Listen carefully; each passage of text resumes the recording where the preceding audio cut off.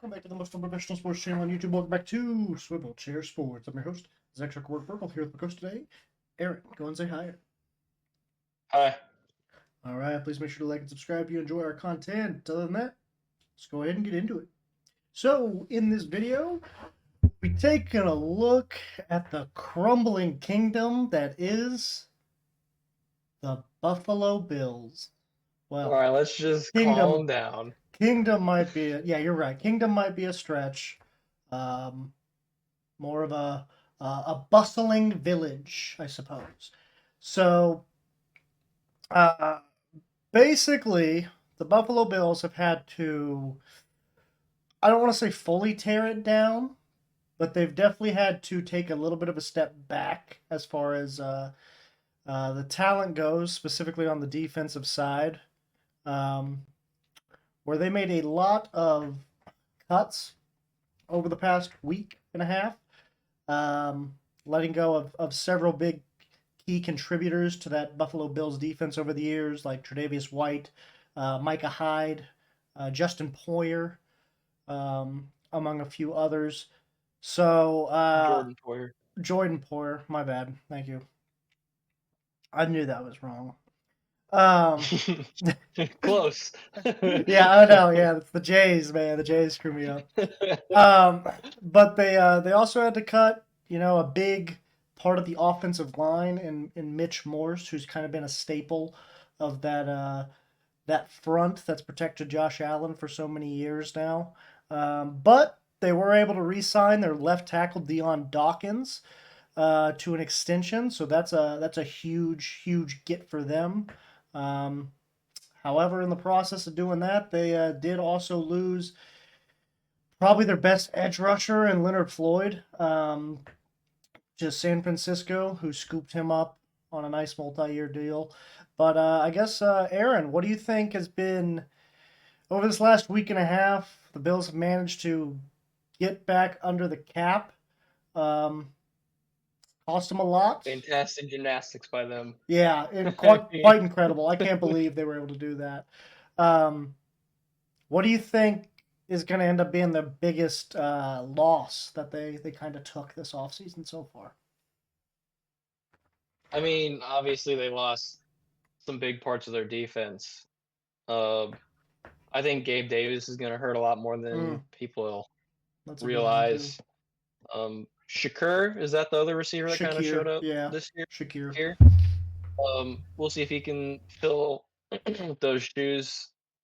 So, quick update after we recorded, Curtis Samuel actually signed with the Buffalo Bills. So, it's possible he'll be taking over the Gabe Davis role for Buffalo this upcoming season. Um, there has been some talks about maybe Stephon Diggs wanting out, of course, because we hear that every single year. So, obviously, if that happens, Curtis Samuel would kind of be looked at as the number one target, along with Dalton Kincaid probably right behind him, and then Khalil Shakir after them. Uh, but yeah, Curtis Samuel, new Buffalo Bill, after Gabe Davis was allowed to walk. We'll see what happens with that.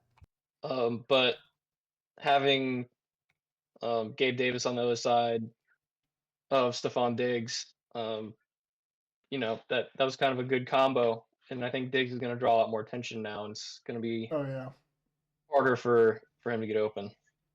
Yeah, and he was already kind of showing signs of slowing down at the end of this past season, where I believe he finished up with like the last 6 games he went without recording a 100-yard receiving day. So, uh, not sure what's up with him, but you lose, the second biggest weapon in that receiving core in Gabe Davis. So hopefully hopefully that young guy Dalton Kincaid can step up at the tight end position and kind of He looked good at the end of last year. he's really good. I really like Dalton I, Kincaid. I think you I think he, regardless of if Gabe Davis had stayed, I think he would have turned Oh into the yeah. number 2 target I think this I think upcoming so season. too. You could already kind of see signs of that towards the tail end of last year. Which also, in my opinion, kind of makes Dawson Knox a little bit expendable. So maybe see if you can trade him to maybe relieve some more cap space if you want to. I think that's definitely an option for them. But you mentioned before the video how many draft picks this Buffalo team has, and it kind of blew me away because I didn't realize how many they had. But what was it, Aaron? That you said the 11 11. draft picks? Jeez, please. Um, yeah, only one first round, one second round, and no third round picks. But a lot of picks from the fourth through sixth round, where they've got two fourths, three fifths, three sixths, can definitely scoop up some diamonds in the rough there later in the draft. Um, what do you think is the best move for Buffalo, considering, of course, they're losing a lot of pieces this offseason, a lot of just bodies in general. They're going to have to fill out that roster at the end of the day. Um, do you think the Bills would be better served maybe packaging a few of these picks and trying to move up? Or do you think they should kind of stand pat and just, fill out the roster and hopefully you hit big on a few of these later rounds? Um, I think any team with 11 picks, unless they're all in the first and second round, they're gonna look to move up. Yeah. Um, we're talking they've got two fourths, three fifths, three sixths, so I think they could probably find a way to move somewhere into the mid to late third round. I don't really think this is such a deep draft class at so many positions. I think it's gonna be hard to move into Hmm. the second round. Um, I think depth is probably gonna be their number one concern this year. They've only got like 55 people on the active roster, which is uh, pretty low for the offseason. Now, granted, I'm sure they'll sign more, uh, you know, after free agency kind of dies down, build up kind of that practice squad sort of deal. Um, but yeah, I think they're probably going to look to move up, maybe mid to late third round, and then just probably pick heavily on defense if I had to guess. Yeah, I mean that is definitely where they lack the most talent right now. I could maybe see them grabbing one of those later receivers in the end of the second potentially to try to fill out that receiving core a little bit more, replace a little bit of Gabe Davis's output. Especially if one of those second tier guys end up falling down late second round. I could definitely see the Bills taking a chance on one of those dudes, maybe like a Lad McConkey or something like that. Um, If you're a team this year and you only have one receiver and you don't look to draft a receiver, I think you're really making a big mistake this year. yeah, no, I would agree. The receiving class this year is just way too deep. You can get one as late as probably the 60th pick, like the Bills have, that is going to be serviceable in the NFL for a good amount of time, at least throughout his rookie contract. Um, with potential to break out even. So I would agree with you that you have to pick a receiver if you need a receiver right now. Bills, I definitely think need to fill out the defense, especially the secondary. I think that's where they hurt the most right now, especially after giving up Trey White and Micah Hyde and Jordan Poyer. After losing all three of those guys, three starters in your secondary. Um, you're kind of thin back there with like you got Teron Johnson, you got still got Rasul Douglas, which is kind of I can't believe he wasn't part of the cuts. To be honest with you, Yeah. I would have guaranteed that he was going to be cut by the Bills. So the fact that he's still hanging But on I is mean, I kind of guess I guess crazy. factored in, keeping a real veteran DB, knowing it. I guess they already kind of assumed that they were going to get rid of White, Tre'Davious. yeah, Yeah. that's. I mean, and to be fair, Rasul Douglas is on the last year of his deal, so you only save like 3 million, not even $3 million by cutting him because the dead cap hits over half of what he's getting. So I guess that kind of makes more sense when you look into it. But yeah, I think with guys like Teron Johnson, Rasul Douglas, uh, Kair Elam is their third guy from the looks of it. They're definitely going to have to fill out that secondary. Um, but Joe, since you're here, what are your thoughts on the Bills' season plans?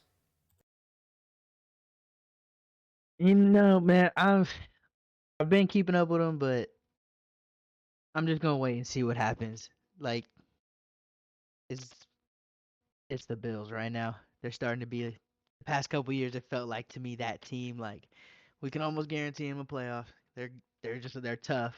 They're gritty, but like they've yet to do a big game. So I'm kind of it's gonna have to all gel. You're adding new pieces, guys going like letting go of Poyer. I think is gonna be a big deal. I think him and Micah Hyde like the duo. I don't think they get enough credit for why that team doesn't give up as many points as it does. Why? Because there's no one ever getting over the top of you. Your DBs are good, like losing Tre'Davious White. Granted, he's been not really kind of non-existent in the last couple of years because the injuries, but I think it's good to see them make a change. You got to change something because you've been doing the same thing the past couple of years. You got to try to change something. So let's just see how it goes. Do you think a lot of this is just trying to get a new voice in the locker room? And do you think I feel like they could have done that by maybe, I don't know, changing the head coach? Yeah, I kind of see where you're going, but like you have to think about it. How much is the head coach having a say in this? True. He might be Yeah. thinking he has to switch it up to save his ass.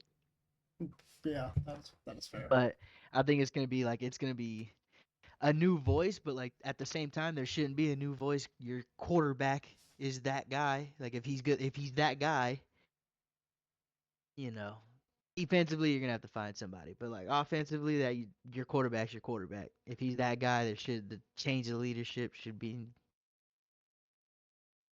necessarily needed, I guess. But you gotta switch it. You gotta Yeah, switch it. Some of his money reasons, some of his for money. I sure. get that, but I mean, they better go and get some freaking guys then.